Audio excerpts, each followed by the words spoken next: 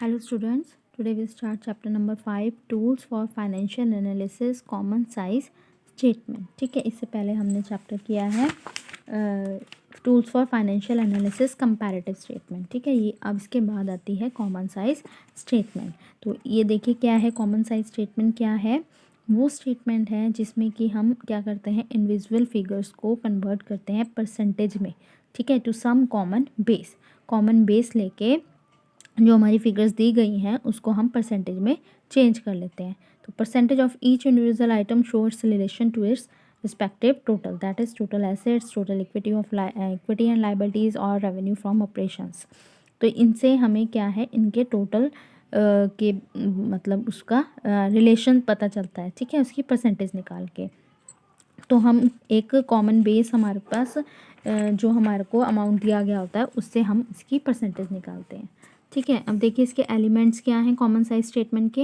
Absolute amount of individual items of statement and profit and loss account and balance sheet of for 2 और मोर successive period. तो हमें इसमें absolute amount जो है individual items का, जितने भी स्टेटमेंट्स में हम प्रॉफिट एंड लॉस अकाउंट बनाते हैं, बैलेंस शीट बनाते हैं, तो उसका हमें क्या है इंडिविजुअल आइटम का एब्सोल्यूट अमाउंट पता चलता है। ठीक है, परसेंटेज निकाल के। और percentage to some common base, इसमें हम क्या करते हैं, कॉमन बेस लेके उनकी परसेंटेज निकालते हैं। The amount of revenue from operation that is net sale is taken as base. Net sale को हम बेस मान के क्या कहते हैं, प्रॉफिट एंड लॉस आइटम्स में, और टोटल ऑफ एसेट्स और liabilities is taken as a base for balance sheet items.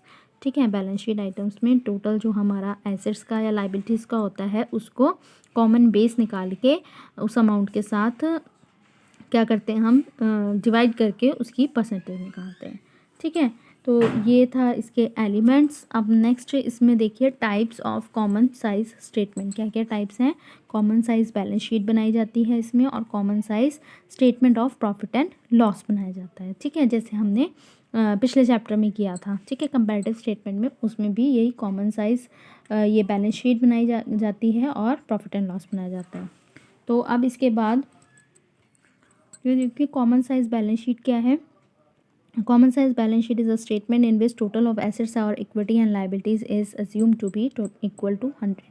तो टोटल जो है वो स्टेटमेंट है जिसमें कि टोटल एसेट्स और लाइबिलिटीज़ का, ठीक है, जो भी आता है वो हम क्या एज्यूम करते हैं, इज इक्वल टू 100 एज्यूम करते हैं। And all the figure are expressed as percentage of the total. ठीक है, जितने भी जो हम परसेंटेज निकालते हैं उनको टोटल करके जो हमारा आंसर आता है वो हम एज्यूम करके इज इक्वल टू 100 करते हैं। ठीक है, अब इसमें जो है हम कॉमन जो बेस लेते हैं वो हमारा टोटल ऑफ लाइबिलिटीज़ आता है या टोटल ऑफ एसेट्स। ठीक है, उनको हम बेस लेके उसके साथ इसको मल्टीप्लाई करके 100 को उसके साथ हम इसकी परसेंटेज निकालते हैं। अब इसमें देखिए ऑब्जेक्टिव्स क्या हैं इसके, to show the changes in individual items of balance sheet. जितनी भी इंडिविजुअल आइटम्स हैं उसमें जो चेंजेस आते हैं वो बताता है हमें। ठीक है, to determine the trend in different items of assets and equity and liabilities. इसमें ट्रेंड जितना भी मतलब मतलब उतार चढ़ाव आता है वो हमें assets and equities and liabilities में, तो वो हमें बताता है। टू जज the relative financial position on the basis of common size balance sheet. और हम इससे क्या फाइनेंशियल पोजीशन जो भी हम मतलब क्या कर सकते हैं, इससे जज कर सकते हैं। ठीक है, कॉमन साइज बैलेंस शीट निकाल के। अब इसका फॉर्मेट देख लीजिए, आगे फॉर्मेट क्या है, वैसे ही है जैसे हमने पिछला बनाया था बैलेंस शीट का फॉर्मेट।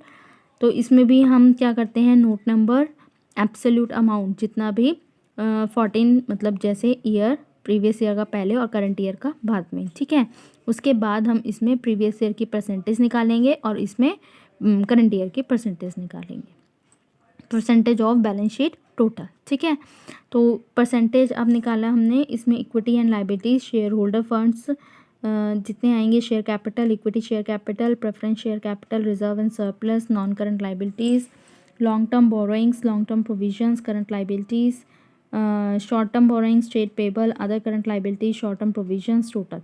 ठीक है, ये सारे हम current liabilities, equity and liabilities में लिखेंगे। इसके बाद हम लिखेंगे एसेट्स। ठीक है, यहाँ पे हम लाइबिलिटी का टोटल कर देंगे।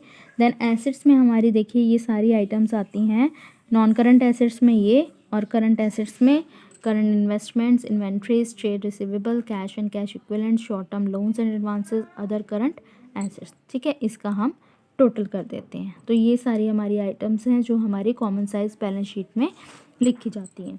अब इसके बाद एक इसका इलस्ट्रेशन देख लीजिए, ये कैसे होता है। इसमें देखिए, इसमें बैलेंस शीट बनानी है एज ऑन 31 मार्च। हमें 2014-15 का अमाउंट दिया गया है। इक्विटी एंड लाइबिलिटीज़ पर्टिकुलर्स में ही हमें दे रखे हैं। इसके reserve and surplus, non current liabilities दे रखी हैं, करंट लाइबिलिटीज़, ट्रेड पेबल, इन सब का टोटल दे रखा है। ठीक है, एसेट्स में हमें ये सारी आइटम्स गिवन है। अब इसका सॉल्यूशन देखिए हम कैसे करेंगे। हम बनाएंगे फॉर्मेट, पहले particulars, note number, absolute amount 2014 and 2015, फिर परसेंटेज ऑफ टोटल 2014 की और 2015 की परसेंटेज निकालेंगे।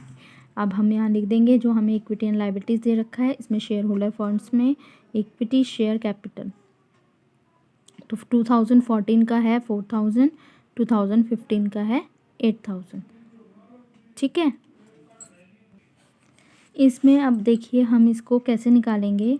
हमें 2014 का इक्विटी शेयर कैपिटल दे रखा है 4000। ठीक है, इसको हम क्या करेंगे, 4000 को 8200 से डिवाइड कर देंगे। 4000 डिवाइडेड बाय 8200 मल्टीप्लाई बाय 100। हमें परसेंटेज निकालनी है तो हम उसको 100 से मल्टीप्लाई करेंगे।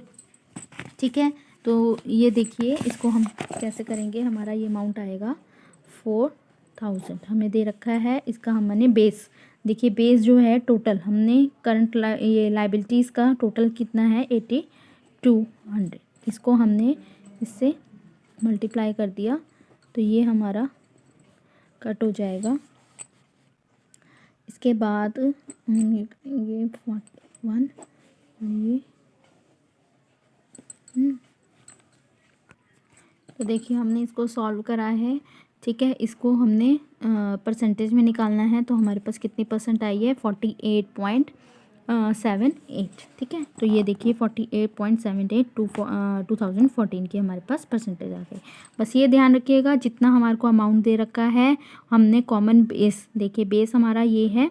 ठीक है, 82 इनका टोटल, इन सब उसको अमाउंट्स को हमने 8200 से डिवाइड कर देना है और उसके बाद मल्टीप्लाई करना है 100 से। तो हमारी 2014 की जो है वो परसेंटेज आ जाएगी। ठीक है, ऐसे ही हमने 2015 की परसेंटेज निकालनी है। उसमें हमने ये लेना है अमाउंट 8000, इक्विटी शेयर कैपिटल का अमाउंट 8000। उसके बाद जो बेस है हमारा कितना है 11840।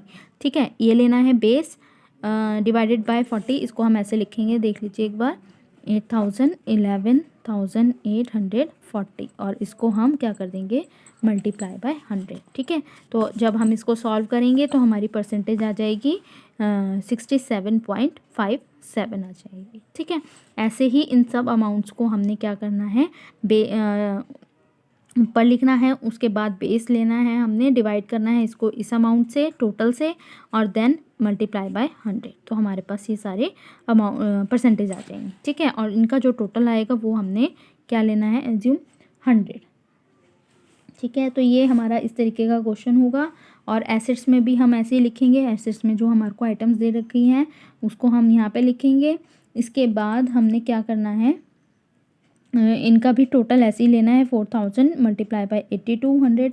इनको भी हम ऐसे ही करते रहेंगे सॉल्व, तो हमारी ये परसेंटेज 2014 और 15 की आ जाएगी। ठीक है, तो इस तरीके से आपकी बनेगी ये कॉमन साइज बैलेंस शीट। ठीक है, तो अब ये आपकी एक इलस्ट्रेशन है। इसके बाद हम देखिए क्वेश्चन नंबर 1 करते।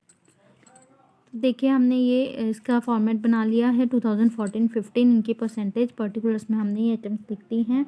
अब हमारा शेयर कैपिटल देखिए 2014 का कितना दे रखा है 9,60,000 और ये दे रखा है 12 लाख। ठीक है, पहले हम ये सारे अमाउंट्स फिल कर लेते हैं। 240 और ये 3 लाख। इसके बाद आएगा ये 720 और 12 लाख। फिर करंट लाइबिलिटीज़ आएंगी 4,80,000 और ये आएगी 3 लाख। ठीक है। इसके बाद हम इसका जो है टोटल लिख देंगे 24 लाख और ये आएगा 30 लाख। ठीक है। अब हम क्या करेंगे, इनको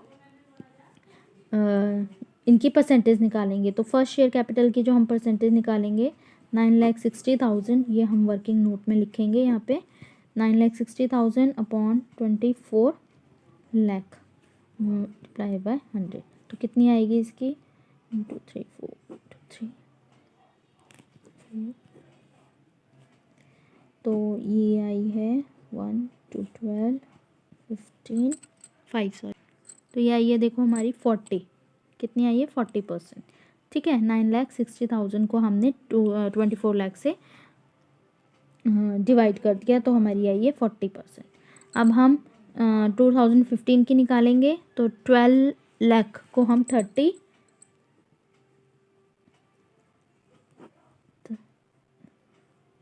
लाख से डिवाइड कर देंगे मल्टीप्लाई बाय 100। ये 2015 की आई है हमारी, ये 2014 की निकाली है। ठीक है। तो हम कैसे इसको कट करेंगे, तो देखिए ये सॉल्व करके भी हमारी कितनी परसेंटेज आई है, इसकी भी 40%। ठीक है। ऐसे ही हम reserve and surplus, non current liabilities, current liabilities, इन सबको हम ऐसे ही सॉल्व करके इनकी परसेंटेज निकालते रहेंगे। अब इसके बाद देखिए इनका टोटल हमारे पास ये आ गया है, इनकी परसेंटेज टोटल करके भी हमारी 100 आई है। ठीक है। इन सब की हमने सॉल्व करके ये परसेंटेज निकाली है। अब हम लिखेंगे एसेट्स में नॉन करंट एसेट्स, तो वो हमारे दे रखे हैं 15 लाख और ये दे रखे हैं 18 लाख। ठीक है। 2015 के। सेकंड हमारे पास है करंट एसेट्स, तो हमारे 2014 के हैं 9 लाख और 2015 के हैं 12 लाख। ठीक है। अब इनका टोटल हम लिख देंगे नीचे 24 लाख और इसका लिखेंगे हम 30 लाख। ठीक है। 2015 का ये आ गया 30 लाख। अब इनकी हम इसको सॉल्व कर देंगे 15 lakh upon 24 lakh multiply by 100। तो आपने ये सारा जो वर्क है वर्किंग नोट में नीचे शो करना है। ठीक है। तो इसकी जो हम परसेंटेज निकालेंगे वो हमारी आएगी, ये आएगी हमारी 62.5। ठीक है। और इसके बाद 2015 की हमारी आएगी ये 37.5 और करंट एसेट्स की ये आएगी 60 और करंट एसेट की 2014 की आएगी 37.5 और 2015 की आएगी 40। ठीक है। तो इनका भी जो टोटल आएगा वो भी 100 आएगा। तो इस तरीके से ये हमारा क्वेश्चन होगा। कॉमन साइज बैलेंस शीट इस तरीके से बनाई जाएगी। ये क्वेश्चन नंबर 1 है इसका। तो आप एक बार देख लीजिए, हमने 2014-15 इनके अमाउंट्स लिख के बस इसका क्या करना है, हमने टोटल जो है वो बेस लेके इनकी परसेंटेज निकालनी है और दोनों का जो एसेट्स और लायबिलिटीज़ का हमारा टोटल आएगा वो सेम आएगा। ठीक है। तो इस तरीके से ये कॉमन साइज बैलेंस शीट के सारे क्वेश्चंस जो हैं वो होंगे। आपने अब अपने आप क्वेश्चन नंबर 2, 3 और 4, ठीक है, यहाँ तक आपने क्वेश्चन जो हैं वो अपनी नोटबुक में खुद ट्राई करने हैं। इसके बाद जो नेक्स्ट टॉपिक है वो हम नेक्स्ट लेक्चर में करेंगे। Thank you.